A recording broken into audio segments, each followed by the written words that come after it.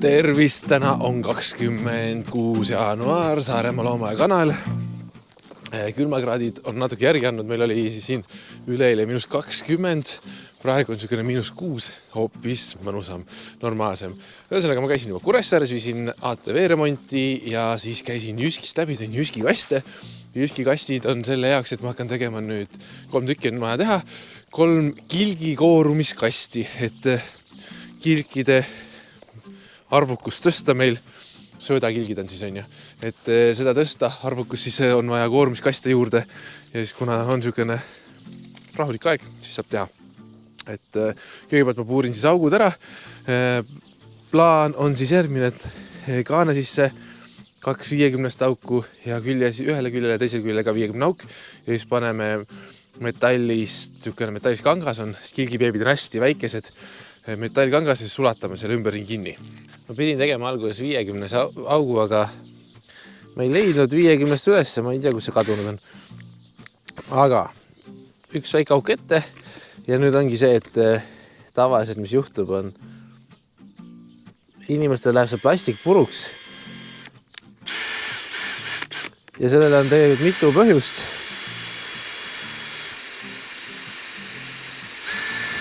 Ja kõige suurem põhjus see, et kui plastik on habras tegelikult on ju, siis need okkad on nii teravad siin, need hambad, siis ta lõhub selle ära, ehk siis tagurpidi. Keerake tagurpidi nagu keeraks kruvi välja. Ja siis ta sööb sellest plastikust niimoodi läbi, et suhteliselt kergelt, aga ei lõhu ära midagi.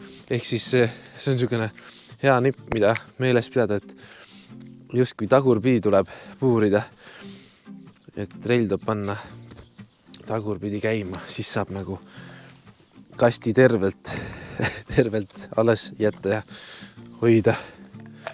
Ehk siis nüüd ma puuringi kõigepealt kaaned ja siis kastid. Ja siis lähme juba sulatama.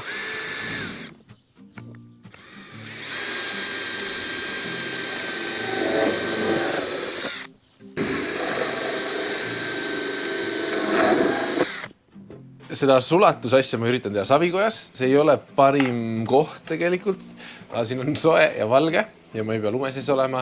Tegelikult võiks olla see sulatus tehes toas mingi ventilatsiooni asi niimoodi, et see tõmbab selle plastiku kärsaka kohe ära nagu kuskil õue, et see oleks nagu idekas. No, nagu tinutamisel tegelikult ongi, aga siin mul ei ole seda lahendust, seega ma proovin seda lahendust, et ma teen ukse lahti. Mul on puhur sees, et tuba läheks soojem ja siis ma teen ukse lahti, et ta läheks nagu õue vähe kergemini. Ja see, mida ma lõikan praegu, see on siis niisugune metallkangas, et kuna kilgipeebid on hästi pisikesed alguses ja see sama, mis on, kui panna lihtsalt mingi tüll või asi, siis nemad söövad ennast riidekangast nagu läbi, siis ta võiks metallist olla. Et see on hästi õhukene tegelikult või niisugune tihe. Ma loodan, et ta ei ole liiga õhuke. Et saame katsetada neid erinevaid aja jooksul siin. Kunagi ma kleepisin lihtsalt silikooniga, lihtsalt mingid tüllid asjad, aga samamoodi nagu prussakad, siis kilgid mingi aja pärast söövad sellest putuka võrgust ennast läbi. Et neil on ikkagi hambad ja see ongi siis niisugune, kuidas nüüd siis rääkida, ongi metall, võrk see paistab läbi, ehk siis õhkeb väga ilusti läbi, aga siit nagu putukas ennast läbi ei söö. Et justkui nagu ideaalne selle jaoks võiks olla, kui me ta saame kinni sulatatud ka, siis ta ongi ideaalne. Nüüd ongi kõik taandub selle taha, kas me saame ta sulatada või mitte. Mul on tinutuskolb on siin sees. Mulle meeldib sulatada ja liimida kõik sisse poole. Vaata, ma jõudsin sinna, miks silikoon ei sobi, siis põhjus hästi lihtne. Silikoon isegi, kui ma karestan kastid ära, lihtsalt ei jää püsima. Ta ikkagi tuleb lahti mingi aja pärast. Nägite?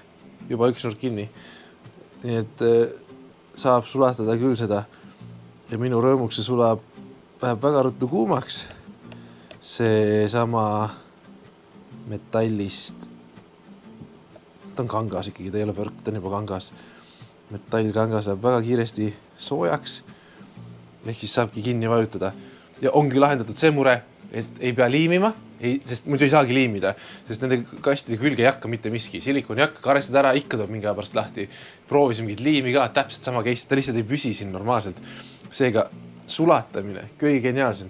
Nad ütlevad plastiku keevitamine, aga sulatamine kõige geniaalsem, toimib iga ilmaga. Tinutuskolb maksab väga vähe selle töö jaoks vähemalt. Minul on üks sama tinutuskolb kogu aeg olnud. Toimib, kõige odavam ostsin ja teeb kõik tööd ära põhimõtteliselt.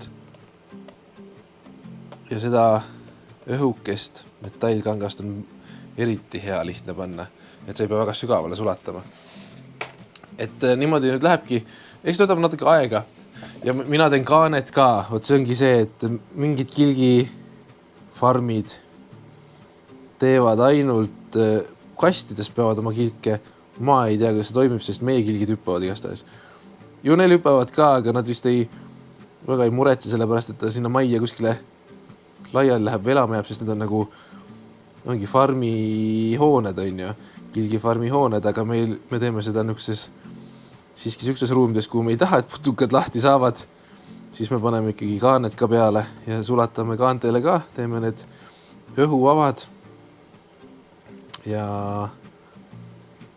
puhas lust. Teine äär kinni, 1 ja 2 veel, ja 3 tükki on kaane sees ja 4 tükki on kasti sees. Aukude suurus natukene, ma ütlen tunde järgi, aga tegelikult seal on natukene sükest tehnoloogiat ka, et kuna need on kilgikoorumiskastid, siis need ei ole väga suured. Et siin on kilgibeebid kooruvad ja siis nad natuke aega elavad siin, kui nad on natuke suuremad, siis valatakse ümber suuremasse kasti. Seega koorumise kast peab nagu justkui olema niiskem kui see kast, kus ta pärast elab. Seega augud ei ole väga suured ja neid ei pea olema väga palju. Lihtsalt, et õhk liiguks natukene, aga samas piisavalt väikesed, et niiskus püsiks ka. Et see on niisugune natukene katsetamist ja mõtlemist, et see on erinev kohati. Aga koorumiskassid ei pea olema suured, et üks niisugune mulla topsiks ja sisse läheb kooruma, siis seal mõned tuhanded võib-olla kooruvad, ja siis nad juba nädala pärast lähevad järgmisesse kasti. Ideaalne kilkide kasvatamise või koorumise temperatuur on 31-33 kraadi.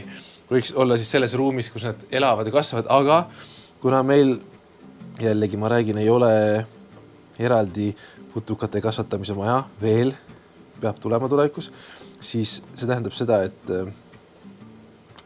meil on koorumiskast all soojamatid ja see teeb sama töö ära, nagu et soojamatt on siis all ja siis kilgid kooruvad ilusti.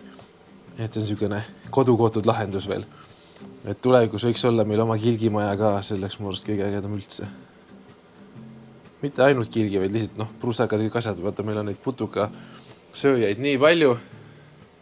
Esimene point kinni. Putuka sööjaid on nii palju, et lihtsalt meil ei jää muud üle, et me peame nagu hakkama väga jah, ja nii paningi. Ja põhimõtt keevitas seda täiesti kinni siia ja on olemas. Tegelikult see võiks väiksem olla, ma vaatan, et ma lihtsalt tahtsin näha, kas ma saan seda metallkangast nagu keevitada siia normaalselt. Aga siuke suurus on ka jumalast okei. Kust saab metallkangast sellist? Eestist ma ei tea, pole aimu ka. Kui kellelgi on huvi, siis meie tellisime AliExpressist. Maksis väga vähe, ma ei üldse hakka hinda ütlema, aga siukene rull alla 5 euro. Ja siit ma saan päris palju kaste, nii et selles mõttes. Ja seda on seal erinevas suuruses, silma suuruses. Me võtsime tunde järgi, et siuke võiks sobida, aga ilmselgelt saabki tellida, kuna ta maksab nii ühe, et saab erinevaid katsetada, et mis toimivad. Aga see siukeste kilgibeebide jaoks siukene metallkangas on nagu täiesti idekas, päriselt ka. Nii, tehtud. 3 kasti, 3 kaant. Ma tegin esimese kasti siis niimoodi, et ma keevitasin selle sissepoole selle metallkanga jupi, ja ka sissepoole on ikkagi tüütum panna. Siis mõtlesin, et see, et mulle meeldib, et ta seespool rohkem, see ei määra nii palju, et nii vahet ei ole, kummal pool ta tegelikult on, ja peale poole nagu lihtsam panna.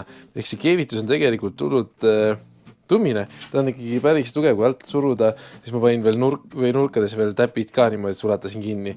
Aga päris ruttu läheb niimoodi ja niimoodi on vähemalt see, et ta püsib, on ju, et ta ei tule enam seest lahti, ta on plastiku sisse sulatatud ja siis nii ta jääb ja kaanetab samamoodi, et kaanel 3 auku ja siis samamoodi see kangas. Aga noh, mõtlengi, et kõige tugev variant tõenäoliselt, mis ma olen suutnud välja mõelda, ongi see, et sulatada siis kinni need kasti külge selle metalli. Tüütum on teha seda, kui panna see suurem võrk. Ma ei tea, kas ma rääkisin juba, aga suurem võrguga on see, et seda on nagu raskem nagu kuumaks ajada lihtsalt. Et kui see peenvõrk läheb nagu hästi kergelt kuumaks, et surud peale ja sulabki sisse ära. Aga suure võrgu on see, et sa pead natuke peal hoidma, et ta sulaks sealt sinna plastiku sisse. Ja see võtab rohkem aega. Aga siin nad on, 3 kasti ja kilkidel jälle pidu. Nüüd ma tulin vaatama, mis Meelis teeb. Meelis on meil siin taga. Ilgelt ilus oleks öelda, et metsatööl, aga tegelikult võtame ju võsa lihtsalt. Et on jõutud päris kaugele. Ise teen lihtsalt tähtsalt nägu siin praegu ja tõstan mõned oksad lõkke peale. Aga tegelikult ma olin Savikojast täna päev läbi. Et ei ole rohkem nagu mina siin olnud, vaid mõned oksad paningi lõkke peale. Et see on siin kõik Meelise töö. Et Külli ja Aivo tulevad põletama siia. Ma eeldan, et homme juba. Et me põletame ära oksad, kõik ei hakka mingit oksapurustit asja rentima. Et põletame oksad ära, kõik on niisugune võsa, peenikene ja no, nagu te näete, see on tihe, see on nagu megatihe. Vaikselt hakkab hämaraks minema juba ja siis see osa on kõik siit puhastatud ja väga suurelt on puhastatud, rohkem puhastatud kui minna, mis siis, et praegu on tihedam kui enne. Nüüd ma kõnnin siit metsatöö juurest ära, ega ma ei saanudki palju teha, mis ma siin olin, tund aega maks. Et jähi natuke valget aega üle, Meelis lõpetab ja toimetab seal lihtsalt raju helistas ja lähen talle kooli järgi. Aga jah, eks see puhastamine on meil siin niimoodi nüüd, et nii kaua kuni talve siis annab ja kannatab, et kohe kui läheb soojaks ja kevade poole, siis me hakkame ehitama edasi oma troopikamaja ja läheb kõik see ehitus edasi. Aga sellepärast ongi, et see külm on nagu kahe otsa kasi, muidu me jõuaks ever siia neid puhastama, neid karjamaid, aga samas see külm takistab nagu muid asju. Et see on tegelikult päris suur ala. See on nüüd kõik veel rägus, selle teeme hiljem kevadel, aga see peab tulema siis see osa ka kõik puhtaks seal. Et need karjamaad tulevad päris suured. Alustame lihtsalt selle osaga, mida me praegu puhastame ja siis vaatamegi, kuidas talve annab ja kuidas siis nagu aega on, et seda osa siin puhastada. Ja üldiselt on mõnus, et teeme oma lõket ja et see lõkke tegemine ja see niisugune metsatöö tegelikult on nagu hästi nunnu ja armas ja mõnus niisugune siia talve külma kargesse õhku. Aga jah, eks ta nii läheb. Teen oma savi vahepeal ja nunnud, linnud igal pool. Aga nüüd hakkabki hämaraks minema juba ja selline lihtne video. Kui need kilgikastid lähevad ka nagu töösse, need, mis ma video esimeses pooles näitasin, et sinna saavad need väiksed kilgimunad kooruma, siis ma kindlasti näitan seda ka, et eks tulevikus tuleb väga suurelt ette võtta see, et me peame ühe putuka kasvatusmaja ka endale ehitama. Et lihtsalt nii hädasti on see ruumipuudus ja see koht, kus oleks sobilikud tingimused kogu aeg, et seda aastaringselt hästi teha niimoodi, et nad kooruksid, kasvaksid ja läheksid söödaks järjest kogu aeg nagu see ringlus toimiks. Aga nii kaua, olge tublid, share'i, jagage ja muidugi palun, kui tõesti on, et ei võta tüki küljest ära, et pange meile see eesti keeles on telli, subscribe inglise keeles, see sama nupp punane seal, see ei maksa teile mitte midagi, aga mind aitab väga palju edasi, sest ma vaatasin, et umbes ainult 20% videode vaatajatest tegelikult on kanali tellinud, aga tõesti jah, meid aitakse palju, nii et kui vähegi tunned, et on teile, siis pange see tellimärk ka sisse.